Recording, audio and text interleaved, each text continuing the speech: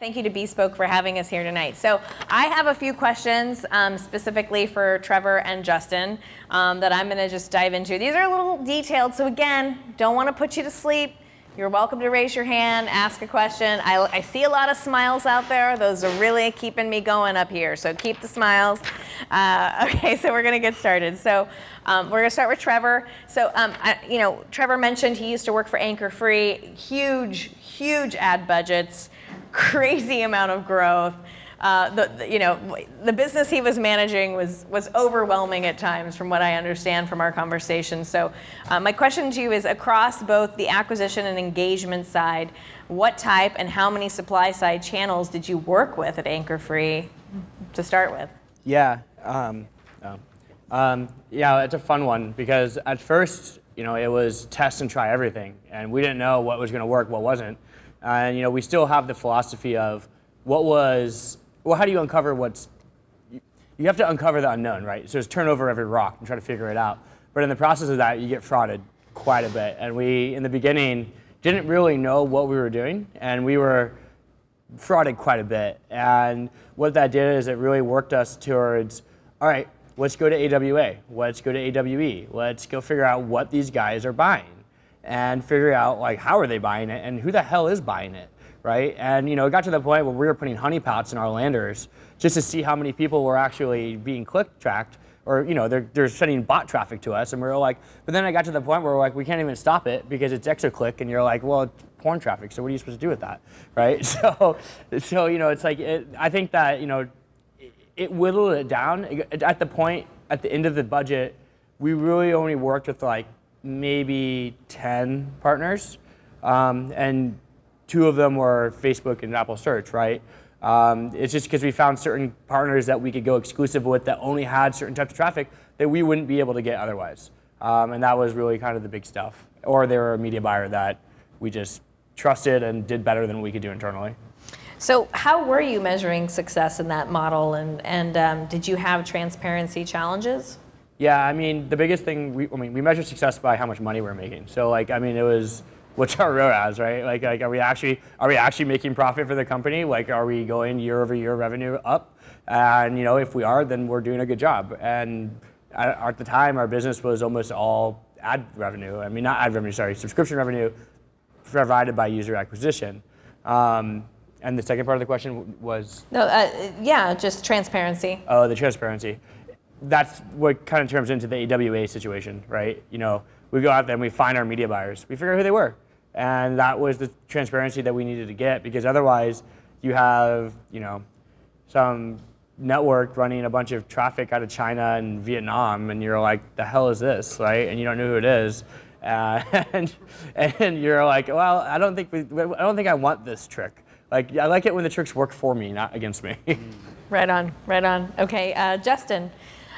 So what is the most common type of fraud you've encountered in 2019? It's a very specific question. Yeah, which is, the answer kind of surprises me a little bit, but it's actually attribution fraud, and more specifically, I'd say click spamming, which tells us a lot about how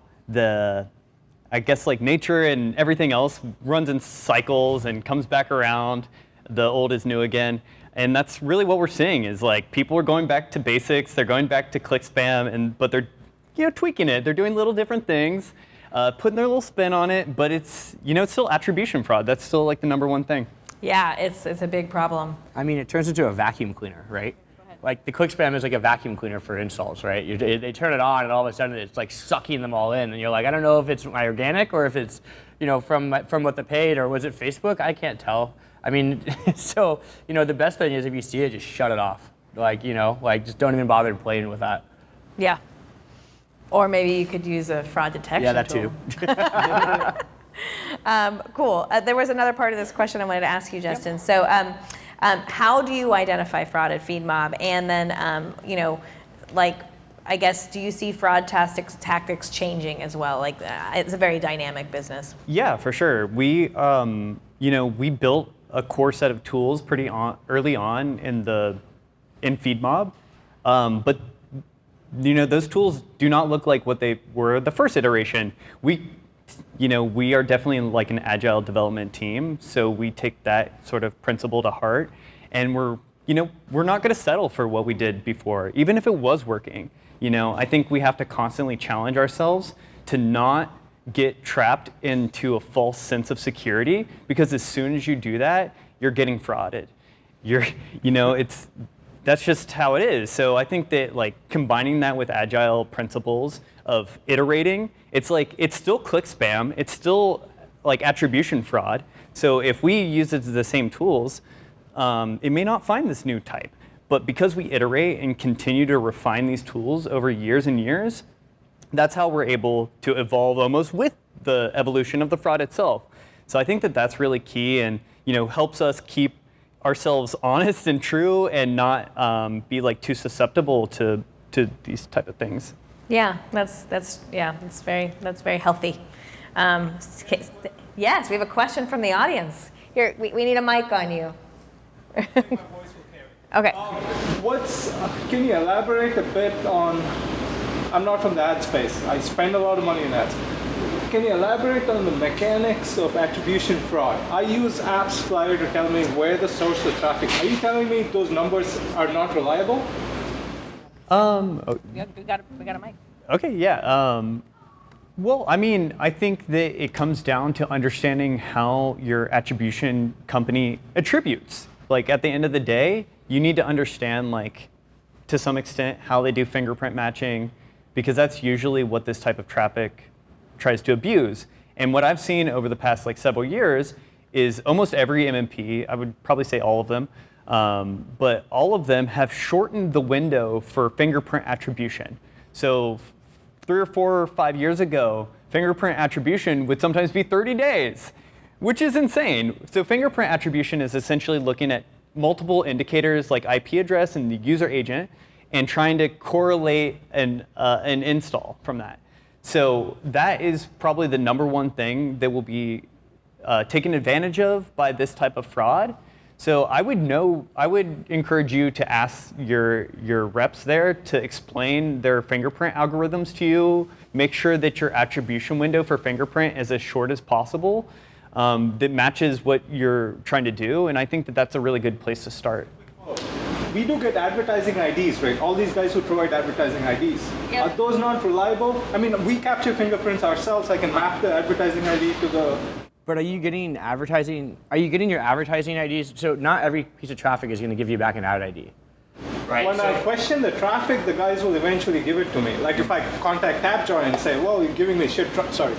No, you can say it, yeah. No, totally. But but if you're looking at it and you're looking at, say you're running an ad network and they're running like pop unders or something like that, or mobile web traffic in general, right? You're not going to be able to get an ad ID. I mean, you're not going to get an IDFA off of that, and that, then they won't be able to send that back to you, so you can't match that back up. So you have to look at your products and figure out kind of like, okay, well, how do we get out of that? If you want to just stay only into like an ad network that's SDK limited or Facebook or something that's coming from the product itself, then they can ship you back that information very easily. But there's a lot of traffic out there that doesn't necessarily give you that transparency into the ad IDs. Mm-hmm. And so it's trying to balance like, okay, so what's the front level metrics that you're looking at to kind of combat that, to make sure that you're not getting frauded in a way, right? I think, I saw on when I was at Anchor Free is a lot of that came from Android. Android was, filled with it because you don't know, because it's just because their platform allows you to fraud it so much easier than an iOS platform will, right? And so it's really that's where one of these tools will really come into handy to try to do it. Because the other thing is too, is if you're using TapJoy, I mean, there's a lot of instant out there that works a lot better than that, to be honest. And in order to get that, you have to take the risk of all right, am I willing to go to the other parts of the internet to figure out is there something else out there? But it works, it does. I mean, I grew a company 500+% in 3 years, right? And that, that happens with that. I really want to believe there's somebody out there who can bring equal traffic as Facebook or Google. I'm ranting. I spend a shitload, well, by my standards, a lot of money on ads. Nobody brings it. I really want it. Divestment traffic. Yeah, at the end of the stock, somebody will hopefully give me a card. They'll say, okay, I'll bring you CPIs that are 30% less than Google, Facebook. Great, not CPIs, that traffic that... You can't do that without having some fraud protection pool in place, right? So, yeah, right.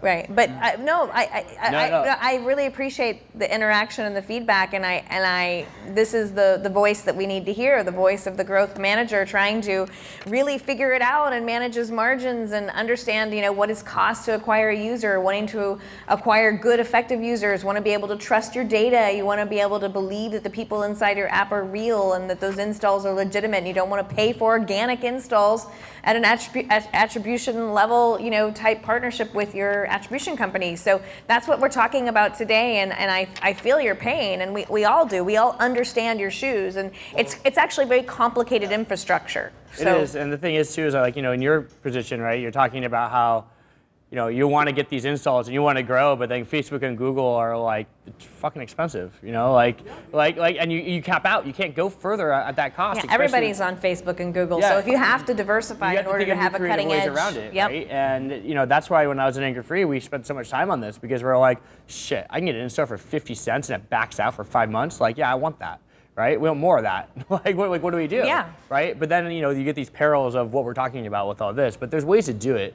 You just have to, it just depends, right? And to know what to look for. Trevor's really good at providing those types of insights.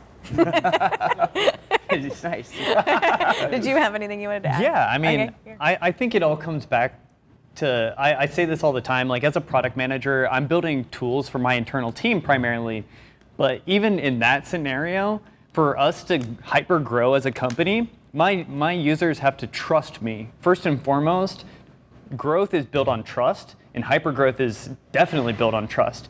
So I would encourage you not only to talk to your MMP and understand what they're doing, but I would talk to every single one of your partners and understand and actually form a partnership. I think that's to communicate and to understand and to have a level of transparency. That's how you'll succeed, and you aren't going to feel like you're being surprised one way or the other. The more that you're working with your partners and not just being another line on their spreadsheet, that's how you're going to find success and work together towards a common goal, hopefully, which is growing your business. Yeah, I second that. I think one of the biggest things I learned was the closer I got to all my partners, the more I understood of what was going on. And that's where I lost a lot of partners, but I gained back the other partners that were doing real well, and they just continued to grow because I became like best friends with them, right? We'd go out, we'd have drinks, we'd figure it out, and then it got to the point where they just tell me what was going on, right? And they were transparent with me, because a lot of times they're hiding it because they don't want to lose the account. And that's not necessarily the case. If you just tell me the truth, I'm going to allow you to do it, right? And I think that really helped out a lot too. So I have another question for Trevor. No, actually, this is for Justin. Oh, okay. So, excuse me. How do you accept or refuse the request of deduction on fraudulent installs at FeedMob? Yeah, for sure. So I think first and foremost, I think the underlying principle is that we're always putting the client's best interest first. First and foremost, that's always what we're going to do. There's been so many times where we've taken a loss because we couldn't get the make good from the vendor, but it was the right thing to do to not charge the client. And that's first and foremost what we're going to do. From there, we're going to look at the data and understand, why did this get past us? What can we learn from this? And how can we refine our tools and continue to iterate and not let this happen again? So I think that the immediate step is, yes, we're doing everything we can. We're doing the make good, even if we can't get it. And then we try to understand how we can stop it from happening again. And what do you use to analyze attribution data on your kind of side of the business? Do you log into your clients' attribution dashboards and look at that data? And so you guys are very hands-on. Oh, for sure. Yeah, it's all about, I think I mentioned earlier, it's knowing your data. So the more that you can be hands-on with it and understand it in a very tactile way, and really understand its intricacies. And I think really in a lot of ways, the more data that you have, the better. And the more lenses that you look through the same scenario, the better. That's going to tell you a full story. Whereas if you look at just one piece, well, that piece may tell you one snippet of a story, but it's when you actually look through it multi-lens and from multiple aspects, that's when you get a full story and you actually start to understand what's going on. So I think it's all about, it's really approaching it from as many different angles as you can to really pinpoint something and to get as close of an understanding. Because at the end of the day, like, who knows what's actually happening, what that mechanism is, but it's understanding the signals and understanding what's an outlier from your normal signals. And that's just really refreshing to hear from a supply side channel like FeedMob. So I know like FeedMob can log into the Interceptd dashboard. So when we block a sub publisher because we've identified them as being like a fraudulent channel, we'll block it. They can log in, they can see the reasoning as to why we blocked it. There might be 2 or 3 multiple reasons, which provides justification to them to understand. But then what you're saying is that you take that intelligence and you look further down the paper trail to identify maybe we shouldn't go that direction next time because that sub-publisher was fraudulent. So that's really powerful stuff, and it's going to make the ecosystem better, cleaner, more effective, more efficient for growth managers so that their dollars can actually go to their whole goal, which is getting healthy, sticky users that stay inside the content, right? Mm-hmm. Yeah, absolutely. Like we don't grow if you don't grow. That's the way. Like it's a partnership. We don't grow if you don't grow. Yeah, that's like at the end of the day, like we're in it for the long term. If you're not growing in the long term, then we're not. We're like there's going to be an end to it. So it's all like mutual growth, and we don't want to grow if you're not growing. So yeah. That's great. So Trevor, you had big budgets. You were managing lots of affiliate channels, lots, maybe you would dwindle it down to 10, but still managing 10 supply side channels. And at your growth numbers and your marketing budget at Anchor Free was quite insane. So what kind of defines success for a good channel? And you mentioned a little bit about ROAS. And then, how would you decide to allocate what on what channel? So this kind of goes a little bit deeper. I want you to take this answer deeper than just like, performance and return on investment and ROAS. But what business intelligence tools were you using? How were you building out your models to understand, that 5-month return on an investment? Yeah. I think that one of the biggest things that came back was, what's our LTV prediction looking like, and what does that channel really bring back to us? Because not every channel is looking right. It's like, you're running Instant. Yeah, we'll make our money back, but will we be growing? No, we're just filling up a leaky bucket. What are those channels that may cost $4 for a CPI, but they come back with an 18-month LTV, right, opposed to a 5-month LTV? And so really breaking it down to those different types of categories was really big in trying to figure out kind of what that looks like. And also, it's like one of the biggest perils of actually doing this at that size of budgets is that when you make it an investment, you need to make sure you're getting your money back. And if you make the wrong move, next thing you know, you're like, oh shit, I just invested like $5 million in the wrong CAC target. That's not fun. And so it's really trying to figure out how to make sure you resist against that as best you possibly can. And then what sorts of channels are going to be working for your type of product, and how do you reach the type of audiences that are important to your type of product and resonates with them so that they're going to come back. And it also depends what your overall company goal is too. Like, are you trying to just boost your numbers? Are you trying to get rankings? Are you trying to look good? Are you looking for vanity metrics? Are you looking for serious, real users? And you have to balance that out to whoever the founders, CEO, whoever they might be, and just kind of balance all of that all at once while being choked down the neck of saying more, because it's basically crack, right? I talk about those vanity metrics a lot. This industry was kind of built on vanity metrics, and early days it was all about that hockey stick growth, and now we need to talk more about engagement, stickiness, MAUs, and what the MAUs are doing down the funnel, and are they purchasing an app? It's much more important to talk about that stuff. So I don't know if we've got to the answer of this. Did you use engagement tools? Were you part of that, or was it a separate team? And do you have an engagement platform you like, or a methodology? Yeah, we had everything internal. That was our main thing. And I'll be honest, it wasn't good enough, right? We were trying so hard to make that more robust because we really wanted to understand what our users. Well, for us, it was really hard because we're a VPN product. We can't know what our users are doing in the app. So it made things pretty challenging because we just didn't have the data. Like, we literally didn't have it. There's so much irony in that. Yeah. As marketers, we're like, yeah, we want to learn so much and do all of this, and at the end of the day, we're like, well, we can't have that information, and I don't know what they're on. I don't know how much they use it. I don't know. I just don't know.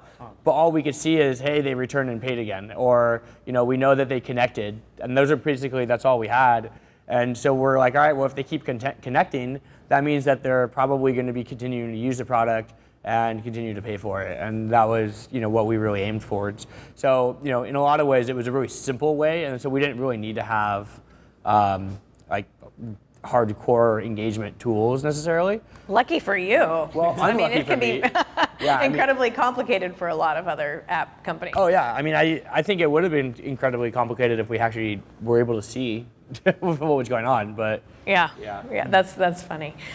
Everybody staying awake out there? Yeah, everybody doing all right? All right. If you have more questions, chime in. This is not a sleepy panel. This is an exciting panel. There's a lot of fireworks going on up here. Please listen, ask questions. I'll tap dance for you if you really want me to. Okay, so, all right, moving on to Justin. We're getting close here to the end, and so just a couple more questions. So when it comes to working with fraud detection, would you prefer to know your fraud detection results in real time or a month later? And I'm going to follow up kind of with the second question. And then how does working with attribution fraud tools deliver this information to you? And just kind of extrapolate on that and what works for you guys. Yeah, for sure. I mean, there's definitely a distinct advantage to having it as close to real time as possible, because then you can. It's always whack-a-mole, and if your hammer's there too late, you're not hitting anything. So, time is of the essence to actually do anything about it. And it's like I said before, like if you don't do it soon enough, then the vendor can't get the make good and you get stuck. So that definitely has a lot of implications for why it's important to have it in real time. You can do something about it, you can adjust, you can make those changes, you can make it right across the board.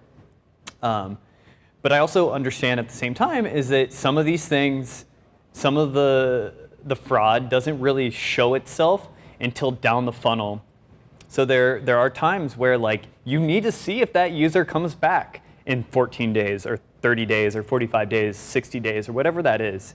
So yeah, it's definitely a mixed bag, but I think it's finding that right balance. There's certain things that you can detect in real time, and as much of that can be transferred, like with a lot of the MMPs, they send us postbacks and let us know so that we can stay honest. We're not just seeing like all the good installs, we're seeing the bad ones too, so that we're not getting too pretty of a picture.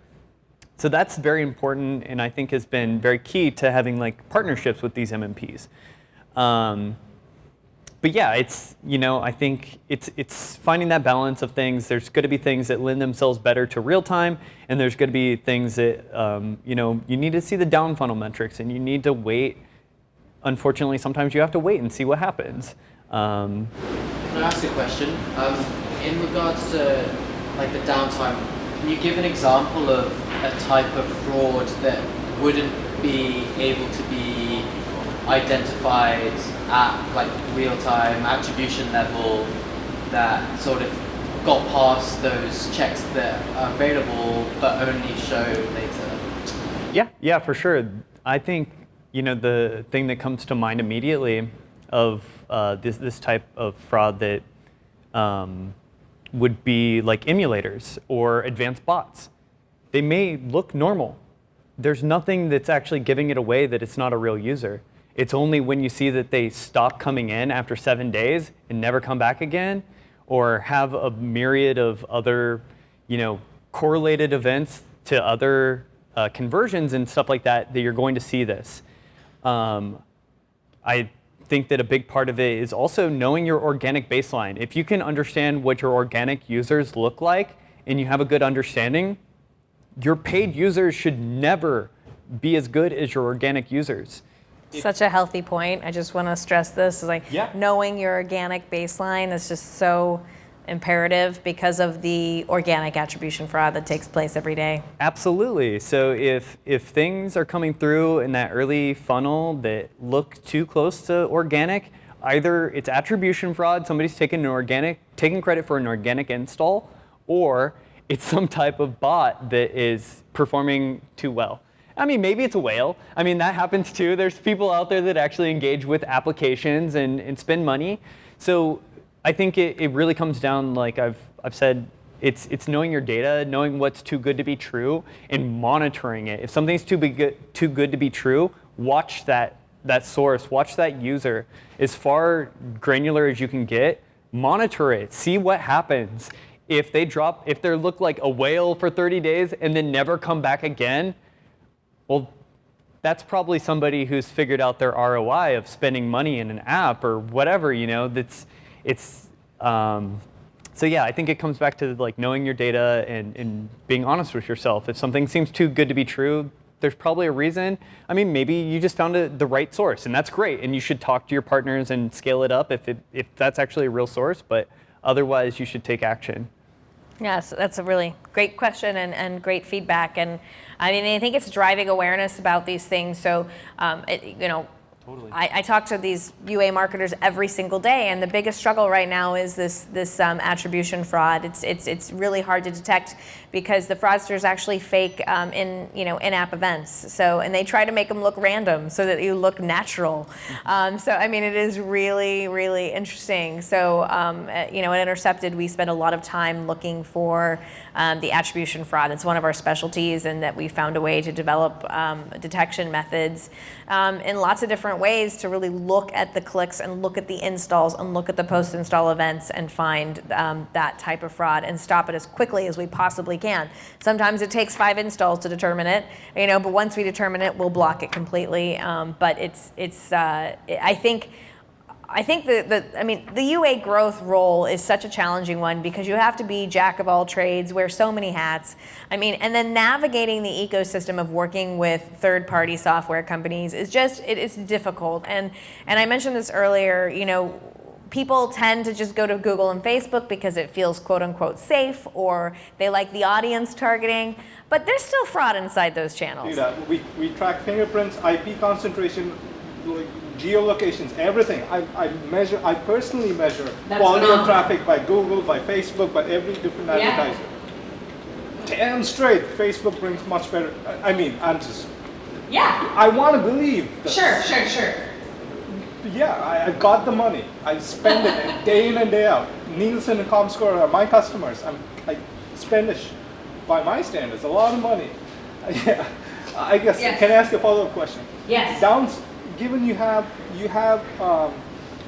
visibility on downstream behavior, right? You have devices, IMEIs, whatever, advertising, some unique identifiers of devices which are legit, which are coming back after 30 days. Presumably that's a large database that you're sitting on. Presumably you can build audiences off of it. Presumably if I give you or any sort of customer gives you hey, this is what my audience looks like, get me 100 people like this, 1,000, whatever it is. You should be able to economically bring me pretty darn good traffic that looks like it, right? Yeah, it depends. I think every application has different users that are going to engage with it. You have to know your audience. Something that works for a social media app may not work for a utility. So I think that's also part of it. But yeah, I think to some degree, we should be making educated decisions. We shouldn't just be shooting blind. And we should know, at least setting ourselves up and trying to put our best foot forward. And I think that's the difference between companies that are in it to make a dollar off of you in your install, and companies that actually want to see you grow. And the companies that want to see you grow are going to ask you questions that understand your problems and your application and try to really tailor the service that's being provided, instead of just saying, well, this works for everybody, here it is. That, I think, is a big indicator of what that company is trying to achieve. If they're trying to be a partner and be a consultant for you and be an extension of your team, essentially, that's the way that we see ourselves at FeedMob, at least, is we're truly an extension of our clients' teams. We're there to consult, we're going to educate them and tell them as much as we know. So I think that has a big part of it. If people are asking you questions to understand your specific needs, then that's a very good indication of what they're trying to achieve. So it's kind of a roundabout way of answering it, but I think that's kind of where it starts. We have another question from the audience. Belt it out. Oh, it's an answer. Okay. First of all, like Facebook, nobody has the level of data that Facebook has that like everybody willingly giving them. I would suggest watching the Great Hack. Just you can see how much data they have on you.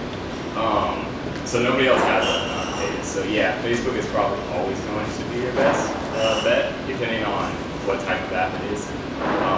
We've seen like hardcore games, sometimes like emulators will work better than Facebook or something like that, but it's very specific. And then what you said about building audiences on other platforms, not everybody is able to take a suppression list or a list that they could create audiences with. And even those who are still don't have that level of data on the other users that they have to be able to make like a lookalike audience like Facebook. So like depending on what your app is, you may never find like a better source than Facebook. But it would depend on like But you pay a very high price for that. I mean, there's a sticker that comes along with that. I mean, I like to buy brand name labels, but they cost twice as much as not brand name labels. It's very similar scenario, right? It's supply and demand. And I mean, the holy grail, according to Trevor here, and I'll pass the mic to you in just a second, is finding the users that are good and provide ROI at half or 3/4 of the cost, right? So, I mean, that's what you're trying to do. You're trying to reduce the cost of acquiring a user, but you still want to have a really good, healthy user. And I really believe in creating what I call a healthy growth cycle. Really, really working hard with your tools, your business intelligence tools, your fraud detection tools, your MMP, and your supply side channels to create a healthy growth cycle. And I really believe you can do it, but it's a secret sauce, which Trevor kind of worked on. No, go ahead. Yeah. No, you go for it. it discourage you from like testing other channels. I mean, I've Yeah. been in this space for 11 years since I built my app. Yeah, Pixel, AppJoy, I don't know, every damn time I call. I'll spend a few $1,000, I'll get Jack Squat. I'm like, man, we're wasting my time. I'm not going to sign another IO. Yeah, I'm I think just it's in my all wits about end, yeah. coming in with the right expectations is more of what I was thinking. The other thing too is that it really depends on your product. Not every product is going to work on everything, right? It's really about coming up with a unique solution for your product that is going to work. And how do you use influencers with Facebook? How do you use native ads with your original content that you're building on your app, right? With a paywall or something, right? Like, how do you build these types of engines that are going to be running subsequently to your Facebook, to your Google search or whatever else, right? But it's coming up with something that's unique that only your product can do, and that's how you get the head up, right?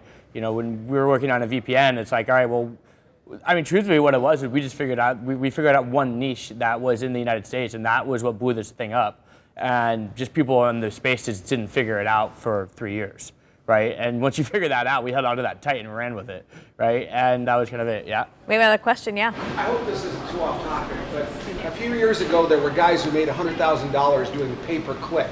They would literally drive traffic. That was kind of like a mob. Where has that thing evolved in terms of this, in terms of building communities of, finding all the CFOs that work for accounting companies, or, finding all the CFOs that run, or the ad revenue guys? I mean, how do you, because it seems to me those guys could basically create a group or a community and even form a meetup group by using those technologies. Yeah, I think they do. I think that the fraud that we're all talking about right now is done by those guys, right? It's like high velocity emails, right? Yeah. This whole thing of who is your user and how do you know who they are? Right, and then that comes down to, okay, so what are you buying your traffic on, right? And like, what does that look like?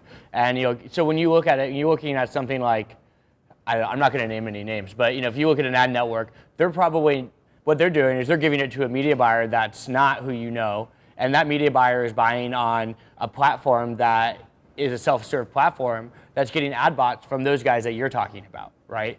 And that's why we set up those honeypots, and then we started buying that internally and ourselves, or we go and find people that we trusted and built those relationships as partners, being like, hey, can we trust you? Like, tell me your dirtiest secrets so we know that you're not going to do it to us, right?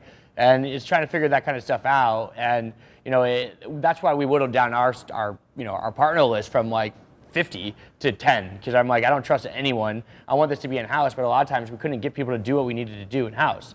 Like, some of these guys are making so much money and they're really good at what they do, but there's no way in hell they would come in-house. Like, they just wouldn't do it. They're making $50K a day, and because they're running all of our shit. Right? And they're doing it in any way they can, and it's like, all right, well, how do we utilize that but not get screwed by it the best we can? And that's where you get tools like this, and then you get closer to the source, you make partnerships with them. Yeah. But follow-up is, there's a small number that are engaging in fraud and using that capability. There's a much larger group that are basically trying to make markets or corner knowledge bases, etc. That's what I'm writing. Yeah, but I think that the fraud, it comes from other countries, and when they do it big, right? And they do it with shamelessly. Like, they don't care. They're going for it, right? And you see these things, and you're like, whoa, what? Like, and that's what you're trying to avoid, is getting in the hands of that. And that's where self-serve tools come into play, bringing it in-house, having your own media teams, and that's really where you stop it. And then when you see things like click spam, you're like, screw it, I'm not even gonna run it. Turn it off. I'm not gonna humor it even, right? And it becomes hard because you have to look at yourself and be like, am I being honest with myself right now, or do I want these numbers to be real, right? And as a media buyer, you're like, I want these numbers to be real because it's making me look good to my CEO. But the reality of the fact is that they're not real. They're just organic traffic, right? And so it's trying to balance against that. And that goes back to the sincerity of the metrics and really changing the mindset of the ecosystem, right? So, I mean, who doesn't want to go up to their CMO and their CFO and show them amazing growth and get kickbacks for working with companies and proving that growth. But if that growth is not realistic or sticky, it's going to churn, and it's gonna hurt on the other side. So looking for those healthy metrics inside your app and driving that it's a lot of work. Again, I feel for the growth managers trying to manage all of that while really trying to focus also on retention, right, and creating really great content that's meaningful and exciting to the user. And Justin and both Trevor have really stressed, depending on the type of content you're promoting, it really shifts how you run your business. I mean, what you're looking at and who your end user is a huge part of how you manage your growth and the type of growth that you're going to get. And it's very, very customized by piece of content and the app available. So I have one last question. It's kind of a fun question. You guys stayed awake. I'm really proud of you. I know there's cheesecake on the other side somewhere. So last question. If you have one wish to change how the data processing of mobile advertising around app growth, mobile ad tech, what would it be? So just the holy grail question here. What would just kind of be like an amazing innovation? Yeah, I'm gonna let you go first. I think that's the product guy here. So. Yeah, that's the spot. Okay. I mean, I think, it's difficult to deal with big data. That in and of itself is a very unique challenge. But I think really what I would love to see, and more like just the industry in general, is there needs to be more conversations like this. I think the more that we talk, like data is one thing, like numbers on a spreadsheet, that's great. Like that can tell you something, but it's when you look at it in context of what is actually going on and what you're actually doing, that data comes to life. And one aspect that I think is very important to the way that we build products at FeedMob is looking at problems from multiple lenses in different perspectives. Because one person might look at it one way and see one part of it, but if you bring a room full of people with different backgrounds, different perspectives, you're going to get a very robust understanding of the actual problem, and you're actually going to be able to solve it in a much more meaningful and significant way. And because ad fraud is not going away, it's not getting any less advanced, I think it really, really day over day becomes more of a problem that we need to be able to figure out some way for our data and for our people and these experts to talk to each other and share knowledge so that we can actually make substantial progress towards being able to combat this stuff, because the incentives aren't going away. Like there's still millions, if not billions of dollars to be made. So I think what we have to change is our approach and the way that we're working together to solve this very complex problem. If you know that a source is saying that that's what it is and it's lasting that long and you know who it is, it's so much easier to manage your budget. It's so much easier to know where to invest. And that is something that I would die for. That would be great. It would make everything so much easier. Why is that so hard to get? Because data is messy. And you don't know what's real, you don't know what's not. You can't get it down to the user level in a lot of cases because it's like, I don't know, there's always some sort of thing that's breaking it down.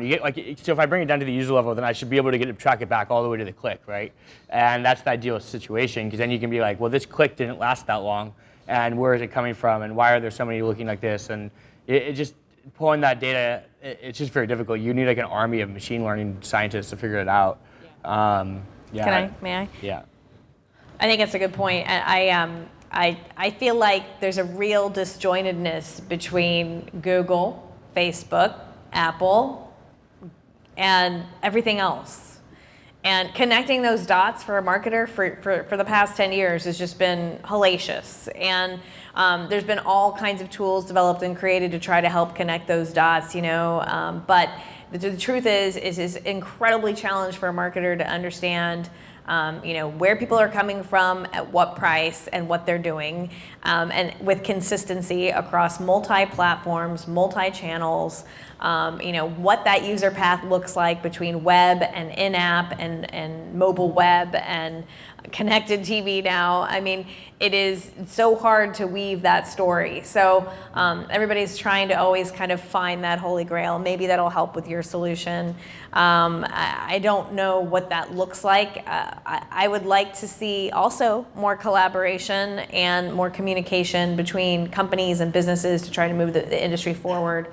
I think there's a lot of opportunity to make this a really great industry, and it has really broken my heart that so many companies have been burned over the past 10 years with bad experiences. So let's make them better. Let's work together to make them better. Let's provide as much transparency and innovation as we possibly can. Let's communicate. I want to learn from growth marketers. I want to understand their challenges, and I want to provide solutions that are meaningful to them like everybody else does. So that's it. Are there any more questions from the audience that we want us to address? We have Slido as well. So Marve, you can field questions from Slido, but would you like the mic, sir? No, I'll just make one prediction as an industry founder 50 years ago and inventor of the fifth P, if you have to ask what that is, it's performance.